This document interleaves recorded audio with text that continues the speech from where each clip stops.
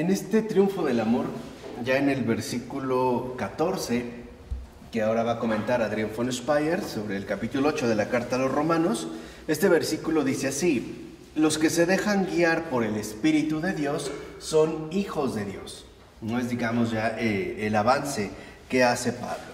Entonces, lo primero es, afirma Adrián von Speyer, que si, por ejemplo, un creyente quisiera hacerse una idea de lo que es la vida, se podría dar cuenta que, en efecto, dicha vida no la va a encontrar en los hombres, sino únicamente en Dios, y sobre todo, en este caso, en el Espíritu Santo. ¿Por qué? Porque es el que va a revelar la verdadera vida divina, ¿no? La fuerza del poder de Dios. De tal forma que entonces dice, al verla precisamente, ¿no?, esta vida, se puede acrecentar su fe cristiana. Y de esta manera, ¿no?, se vería como impulsado a vivir precisamente en Dios. Entonces, lo primero que vemos es como el Espíritu Santo aparece justo como un impulso poderoso que nos puede conducir justamente hacia la fe. El Espíritu Santo nos impulsa hacia la fe, nos impulsa finalmente a la entrega. De tal manera que entonces ya no seamos nosotros, en este sentido, impulsados por nadie más de aquí en adelante. No, digamos, en este sentido, el Espíritu es justo aquello que nos mueve. Dice, de tal forma que a través del Espíritu el creyente aprenderá básicamente dos cosas. Primero, vivir cada vez menos de lo propio y vivir más de lo divino, ¿no? Hay como, digamos, una inversión de los términos. Si la carne solo se busca a sí misma o busca su autocomplacencia o su autoafirmación, el Espíritu conduce más bien al olvido de uno mismo, de manera cada vez más intensiva y también más permanente. Dice, de tal forma que entonces el creyente empieza a adquirir mayor docilidad. Y esto también es algo importante, es algo que el Espíritu va promoviendo y va fomentando en la vida del creyente. ¿Para qué? Para que pueda dejarse conducir a donde el Espíritu lo conduzca. Y así como nadie sabe el Espíritu de dónde viene ni hacia dónde va, lo mismo ocurrirá en el caso del creyente. Lo irá llevando, ¿no?, por caminos o por situaciones que él no puede, en tanto hombre, prever o controlar o de antemano incluso adelantar o establecer. En pocas palabras, ahora ya el creyente no asume ni los planes ni las disposiciones que el Espíritu en este sentido vaya promoviendo. Solo puede dejarle hacer. Y aquí ya es, digamos, una cuestión diferente en el caso del creyente. Ahora el creyente ya no solo se dedica a tratar de planificar su propia experiencia de vida. Simple y sencillamente se deja guiar, se deja llevar por este Espíritu Santo que es la vida. ¿Cómo? Dejándole hacer. Ahora, aquí es algo importante. Cuando nosotros hablamos de docilidad, ¿no?, que también es parte de la obra del Espíritu, cuando nosotros hablamos de docilidad,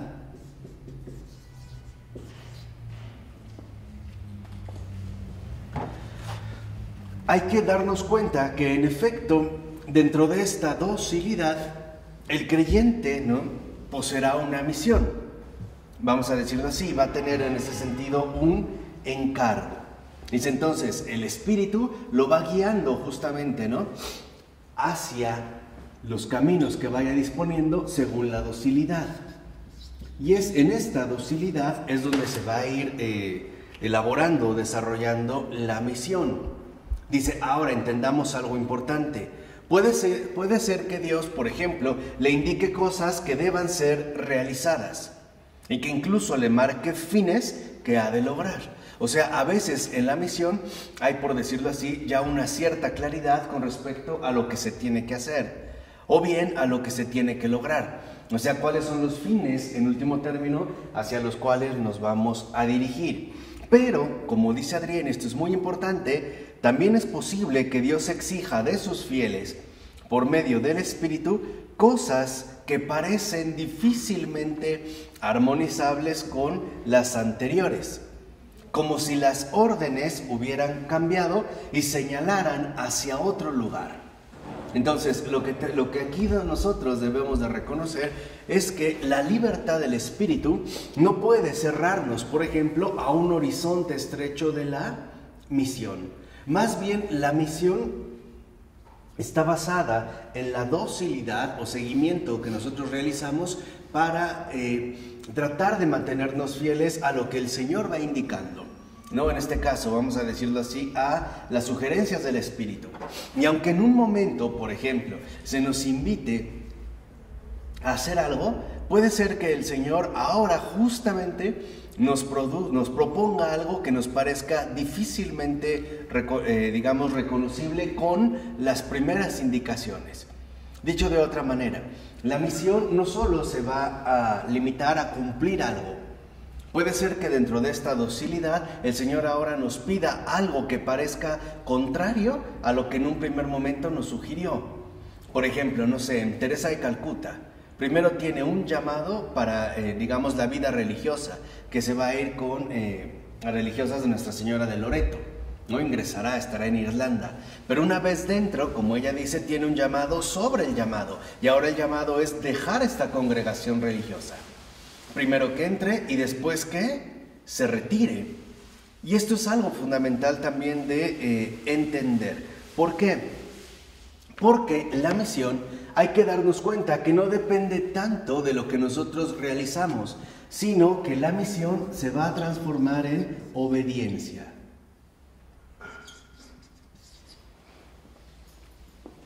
Aquí es donde va a destacar este aspecto fundamental, el aspecto de la obediencia. De tal forma que en esta obediencia justamente uno puede ir reconociendo la aceptación de la realización de los planes de Dios, aun cuando la tarea no quede muy clara o no se entienda bien el por qué tuvo que darse de este modo.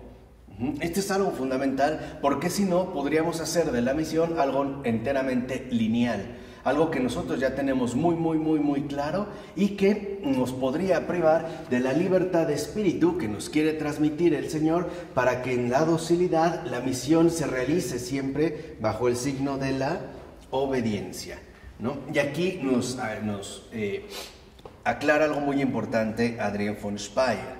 Dice, porque el Padre equipara en el Espíritu las misiones de los creyentes a la misión del Hijo. Y esto es algo fundamental. Dice, no quiere hacerles demasiado fácil el camino, descubriéndoles la meta o la hora o los resultados que hay que obtener.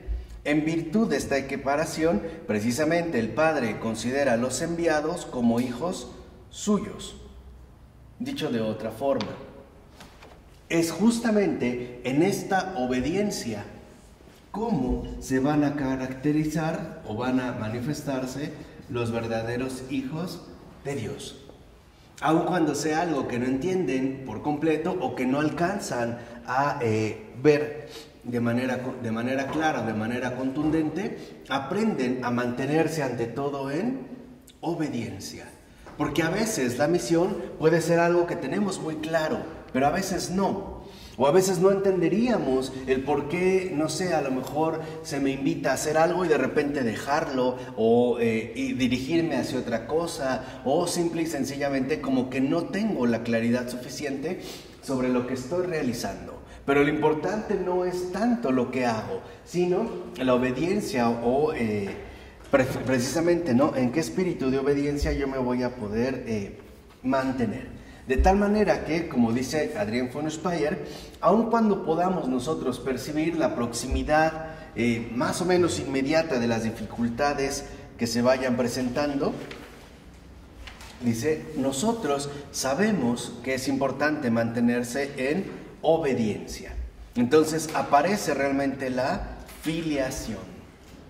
La filiación de los hijos de Dios es un permanecer en el Espíritu. Y para esta permanencia en el Espíritu, lo primero que se requiere justamente es obediencia. Hoy nosotros tenemos un problema con la obediencia Porque a partir de la invención de la autonomía, nuestra cultura moderna nos ha querido convencer de que somos seres aislados y autónomos, no atomizados en nosotros mismos, sin ningún tipo de relación con aquello que nos rodea. De tal manera que hoy para nosotros, por ejemplo, la obediencia puede ser incluso como un insulto contra nuestra pretensión de mantenernos como seres libres. Pero hemos olvidado de fondo que esta obediencia no es una sumisión ciega o tiránica, sino más bien el reconocimiento de un recorrido de vida que me conduce a adquirir la verdadera dimensión de mi existencia, que es la de ser verdadero hijo de Dios.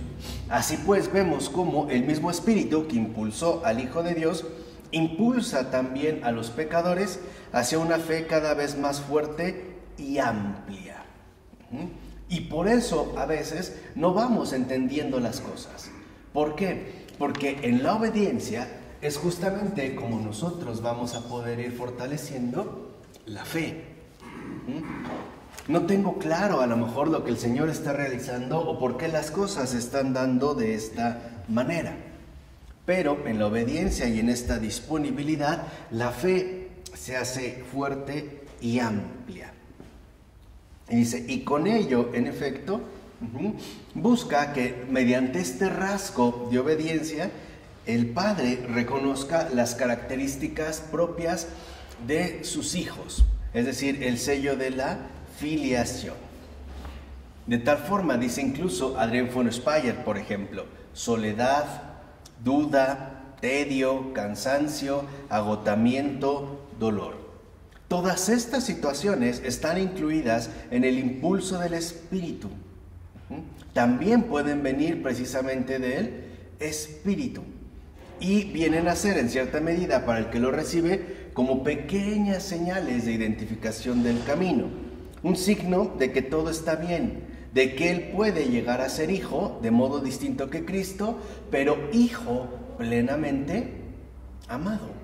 Entonces, a veces, y esto también me parece es muy importante, podemos tener un impulso del Espíritu que nos lleve a lo que Adrian von Speyer mencionó: cansancio, tedio, agotamiento o aburrimiento, o simple y sencillamente, también en este caso, soledad, ¿no? Fastidio. Dice, y también el Espíritu puede ser que nos esté impulsando hacia ese lugar, ¿no? O digamos, hacia estos estados. ¿Para qué? Para que también nuestra fe se fortalezca al ir aprendiendo a vivir bajo determinadas circunstancias. O vamos a decirlo así, bajo situaciones que nos vayan pareciendo quizá cada vez más complejas o en este sentido más difíciles.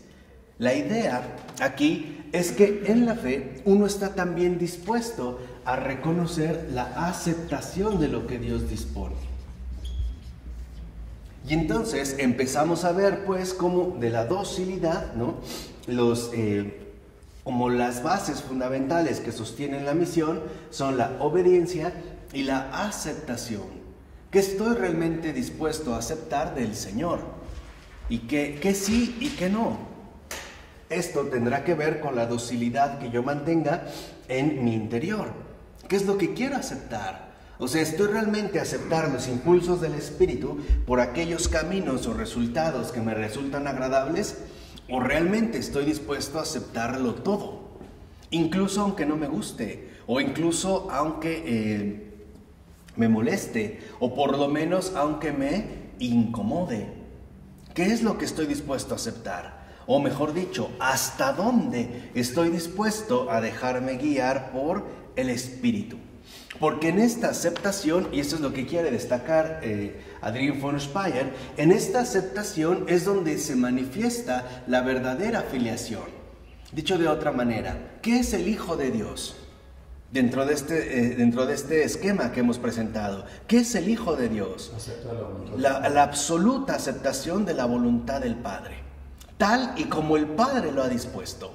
De esa manera. Entonces, los hijos de Dios, para que realmente se manifiesten como eso, tienen que participar de la aceptación absoluta del Hijo de Dios. Aquí llegamos a la filiación. Entonces vemos cómo la misión tiene una profundidad mayor que el realizar ciertas cosas, ¿no? Como si fuera el cumplimiento de un deber. Más bien, la misión de los hijos de Dios es encarnar en sí mismos la filiación que nos ha sido transmitida precisamente por el Señor, en este caso por Cristo Jesús. Entonces el Hijo de Dios, al volverse hombre, desde su encarnación hasta su asunción, hasta la ascensión al cielo, en efecto es pura aceptación, una total aceptación de lo que el Padre ha dispuesto. De tal forma que la filiación es, digamos, ¿no? O sea, el hecho de ser verdaderos hijos de Dios, la que depende en gran medida la aceptación que nosotros realizamos de los planes divinos, no del impulso del Espíritu, o simple y sencillamente del el camino o los caminos que el Señor tiene preparado para cada uno de nosotros. Pueden ser caminos de salud, sí, pero también pueden ser caminos de enfermedad o mezclados. Pueden ser caminos de riqueza, sí, pero también pueden ser caminos de pobreza. Pueden ser caminos de éxitos relativos, sí, pero también pueden ser éxitos de fracasos constantes, o de interrupciones. Y esto es también, digamos, como una medida fundamental para darnos cuenta, les vuelvo a repetir, hasta qué medida nosotros estamos dispuestos a dejarnos guiar precisamente por el Espíritu. De tal manera que lo que el Padre quiere es que asumamos cada uno de nosotros la condición más íntima del Verbo encarnado, o sea, su filiación. De nosotros, por ejemplo, no solo espera que tengamos una conducta más correcta o que llevemos a cabo una vida moralmente más aceptable. No, el Padre quiere algo más allá. Lo que el Padre realmente quiere es que en cada uno de nosotros se imprima de manera total la filiación. ¿Cómo ser, pues, hijos de Dios? Siendo dóciles, ¿no?, a los impulsos que el Espíritu Santo hace en mi camino, o que en los que me va dirigiendo, que va mostrando la misión, pero que en obediencia, es decir, en profundización de la fe, tengo que irlo siguiendo a la manera de una aceptación. Esta es la filiación. Dicho de otra manera, la verdadera filiación es el sí al Padre. Y este sí al Padre es Cristo. Este sí absoluto al Padre es Cristo. De hecho, por ejemplo, nosotros podríamos llegar a pensar que quizá la redención se pudo haber realizado de otra manera muy diferente. Que a lo mejor no era necesario hacer las cosas de ese modo. Que quizá, digamos, tampoco era estrictamente necesario tanto sufrimiento o tanto padecimiento. En pocas palabras, que quizá la cruz podía ser algo sustituible o intercambiable. No obstante, Cristo no ha cuestionado justamente la voluntad del Padre.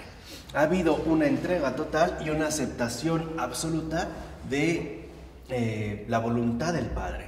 De tal manera que eso es lo que nos demuestra verdaderamente la esencia de la filiación. Es la aceptación total a la voluntad de el Padre. Por eso dice Adrian von Speyer, comentando el versículo 15, que dice: porque no recibisteis el espíritu de esclavitud para recaer de nuevo en el temor, sino que recibisteis el espíritu de hijos adoptivos que nos hace exclamar Abba, es decir, Padre.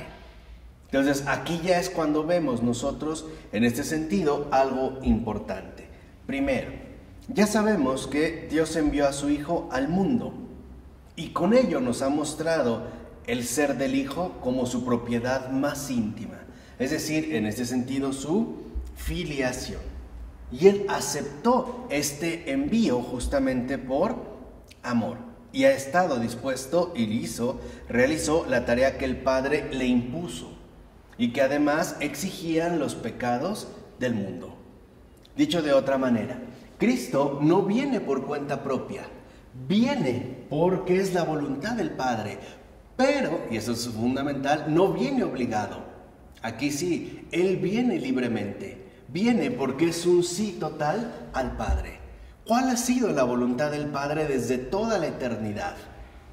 ¿Cuál es realmente la voluntad del Padre desde antes de la creación del mundo? La redención de todo lo creado. De hecho, podemos decir la salvación de todos sus hijos a partir de la obra de su Hijo Jesús, ¿no? De su Hijo Jesucristo.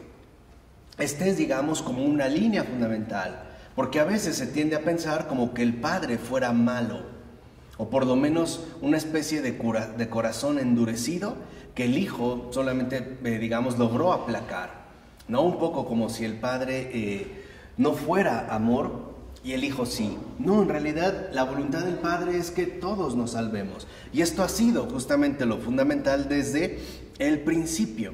Y precisamente el Hijo acepta la voluntad del Padre. Y acepta realizar la voluntad del Padre como al Padre le agrade. Es decir, Cristo nos enseña que no solo basta con hacer la voluntad de Dios, sino hacerla como a Él le agrade. Y como a Él le agrada es en total aceptación y obediencia, es decir, en plena docilidad. A veces para nosotros esto puede llegar a ser como un poco complejo, o puede ser, digamos, sumamente complejo. Pero lo importante es estar abierto, ¿no? Como dijimos, a los impulsos del Espíritu. Y dice Adrián, incluso con ello Jesús ennoblece la condición de esclavo que ha asumido, es decir, la condición de hombre, al elevarla y hacerla condición suya durante 33 años. Dicho de otra manera, Él justamente nos ha ennoblecido. De tal manera que, elevados por el Hijo al mismo estado, podemos ahora llegar a ser hijos como Él, hijos legales, hijos adoptivos. Y el Espíritu del Padre es tan infinito que nos puede también adoptar a nosotros y por lo tanto reconocernos como hijos. Y aquí viene un aspecto fundamental. Cristo le ha dicho sí al Padre. La pregunta es, ¿y nosotros reconocemos a este Padre? ¿Lo reconocemos realmente como el Padre bueno, el Padre de la resurrección, el Padre de la salvación o no? ¿Realmente nosotros confiamos en que estamos en las manos de un Padre bueno o no? ¿O nos podemos ver medio atemorizados o contrariados quizá por sus modos de proceder? Y aquí es donde a veces se va a poner en entredicho la situación personal que tenemos de nuestra fe. O a veces no hemos tenido la sensación de que lo que vivimos es lo peor que nos pudo haber pasado. De que no fue lo mejor, sino incluso lo peor. Como que hay una cierta equivocación por ahí en la forma en la cual se han ido dando las cosas.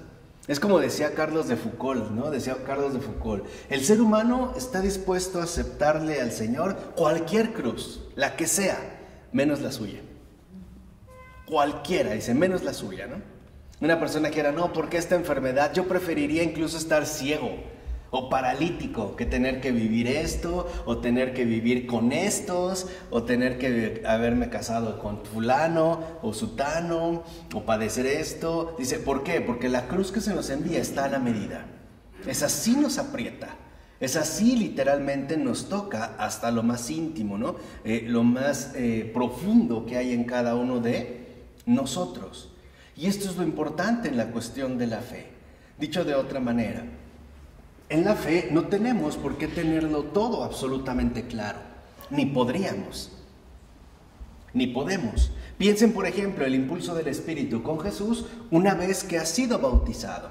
No vemos en el Evangelio cómo y el Espíritu lo condujo, lo impulsó al desierto, a ser tentado, ¿no? Pareciera que ahí los cambios, digamos, es como muy sustancial.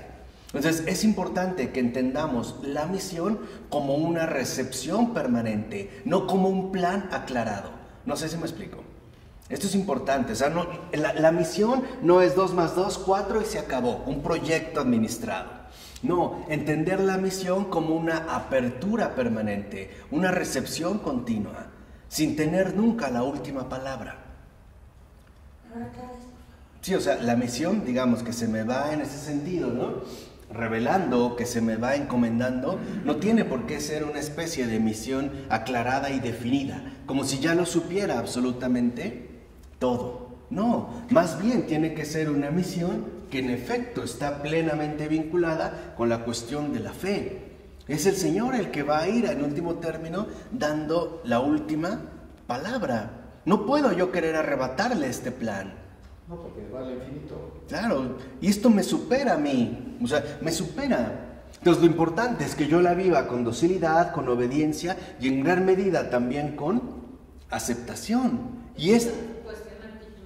Claro, pero eso es lo que más nos va a costar, porque no es poca cosa. O sea, humanamente hablando no podemos decir que es tan sencillo, por ejemplo, aceptar que el Padre me haya permitido tener hijos y quitármelos a corta edad, por poner un caso, por ejemplo.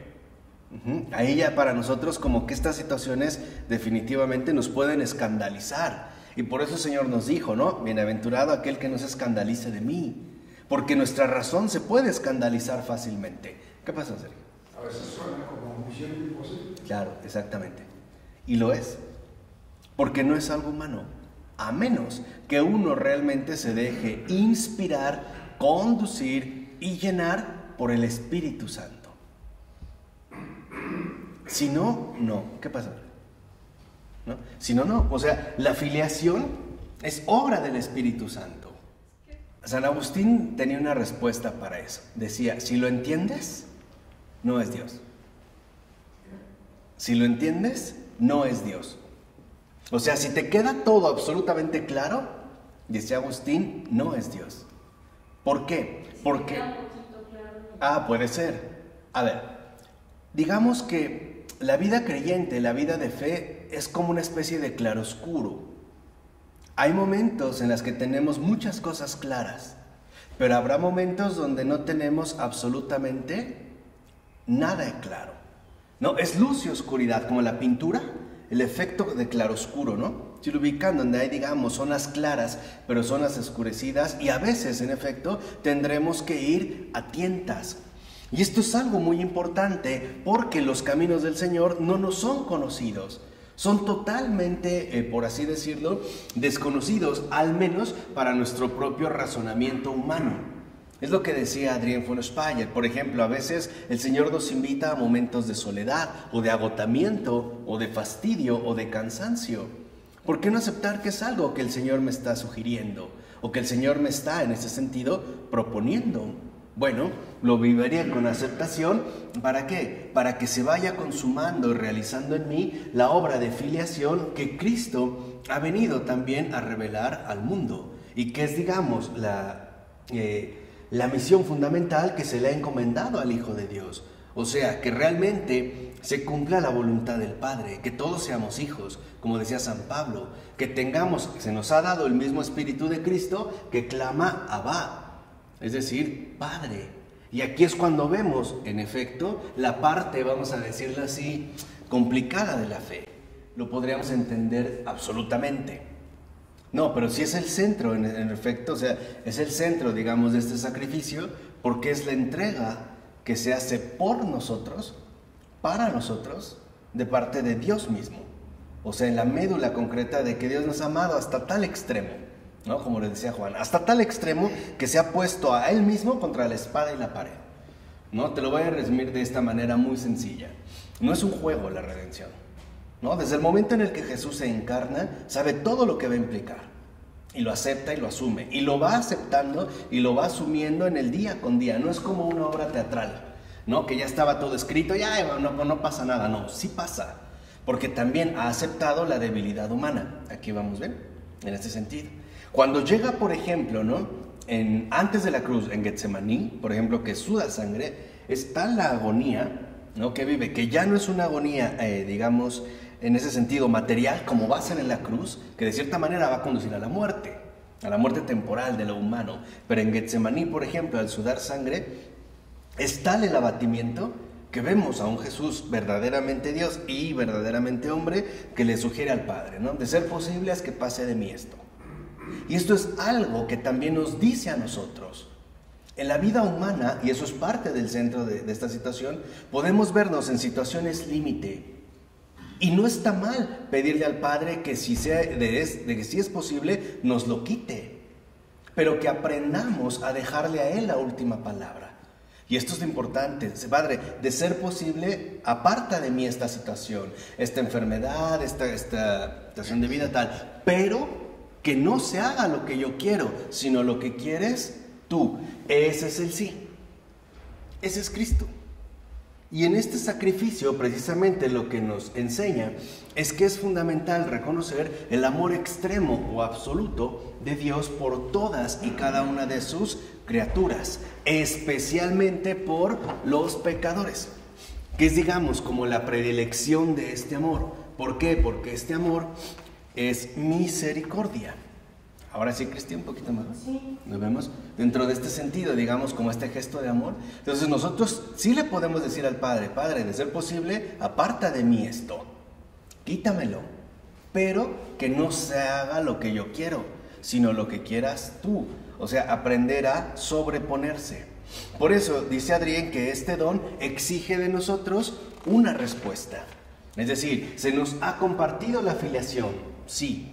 Se nos ha hecho esta llamada, se nos ha dado esta invitación, pero requiere justamente una respuesta.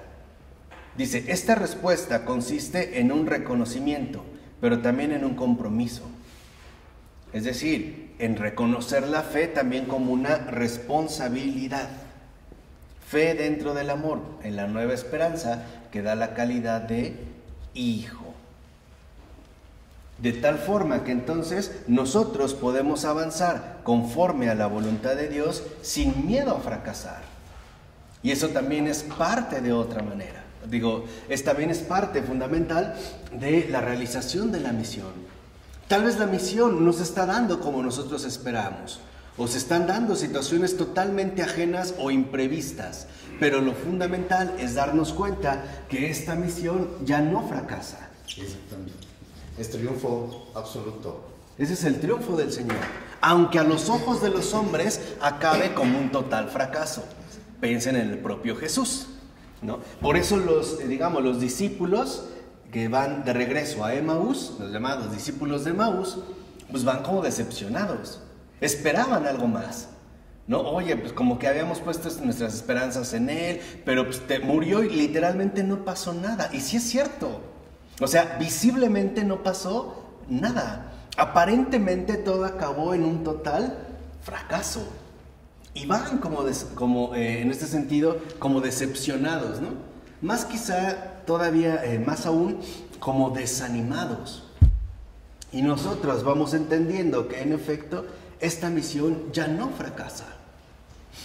Aún, les vuelvo a repetir, aunque nosotros veamos las situaciones como humanamente perdidas o humanamente incomprensibles o humanamente absurdas, eso no significa de ninguna manera fracaso. Porque esa es la obra del Señor. Tal vez para los hombres sea un fracaso, pero en cambio para Dios ese es un triunfo, es un exceso. Y eso es lo que el Señor nos ha propuesto, un exceso. De hecho, lo que el Padre nos ha propuesto, nos ha ofrecido es estar a su derecha, como Cristo, y con Cristo. Así como Cristo sube al cielo y está sentado a la derecha del Padre, ahí nos ha llamado a cada uno de nosotros. Y en efecto, esto es increíble, o sea, esto es algo realmente excesivo, por lo menos para nuestra comprensión en tanto criaturas. Es algo que nos desborda. Pero sí podemos tener por lo menos algunos criterios de cómo lograrlo. Por ejemplo, entendamos misión, dijimos no como un cumplimiento moral, sino misión como filiación, ¿no? Realizar la filiación, encarnar la filiación. ¿Cómo? Primera, no queriéndome salir de ahí donde el Señor me puso, donde el Padre me mandó. Por ejemplo, si ha sido como casado, como casado. Si es como viudo, viudo. Si es como soltero, soltero. Si es como religioso, religioso. Primero, concretamente, reconocer el puesto que el Padre me ha dado en este mundo, según mi estado de vida. Eso es el primer paso, sino, por ejemplo, San Francisco de Sales hablaba muy bien de la distracción del corazón. Vean, esta distracción del corazón no es más que una forma sutil que nos quiere sacar justo de la filiación y por lo tanto de la obediencia, de la aceptación. Decía San Francisco de Sales, por ejemplo, una persona casada que de repente empieza a tener pensamientos como los siguientes. No, si yo en lugar de estar casado me hiciera sacerdote o monje, podría hacer mejores cosas, pasar más tiempo en oración, dedicarme más a la meditación. Dice Francisco de Sales, mentira, mentira. Porque lo que se busca es sacarlo de su misión, ahí donde el Señor lo ha puesto. Esa es la primera manera. ¿Sí lo vemos, Sergio? No se trata de huir, sino de responder ahí donde el Señor me ha colocado. Ese es, por ejemplo, un primer criterio. ¿Cómo hacerlo? Así, dándome cuenta de la situación concreta de vida en la que estoy. Y también no distrayéndonos ni hacia atrás ni hacia adelante. Ejemplo, no pensando que, hijo, estoy casado, ¿no? Híjole, pero si me hubiera casado con fulanito de tal en la primaria, otra cosa hubiera sido mentira. No fue. No, vamos a atenernos a lo que es concreto, ¿no? Este es el primer paso para darme cuenta de esta voluntad, ¿no? Del Padre, de la filiación o de la misión. Segunda, una vez reconociendo y aceptando la situación concreta de vida, siendo también muy sincero con mis propias limitaciones. O sea, trabajar en humildad. Darme cuenta que ahí donde el Señor me ha puesto, justamente como situación de vida, no lo puedo realizar si no es dejándome ayudar por Él. No es algo que vamos a poder cubrir con nuestras propias fuerzas, porque humanamente fallamos, humanamente tenemos límites, humanamente nos quebramos, nos hartamos.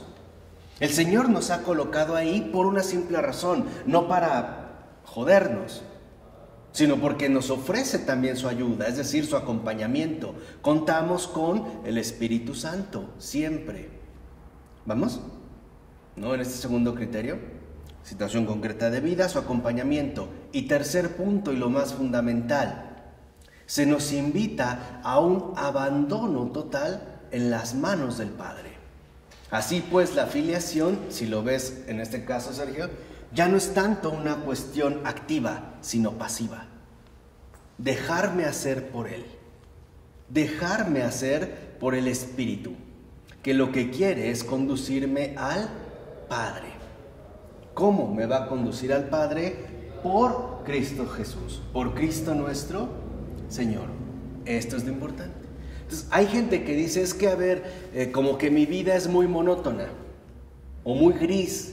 Parece que no hago nada relevante, que no hago grandes obras. Bueno, ahí me ha puesto el Señor.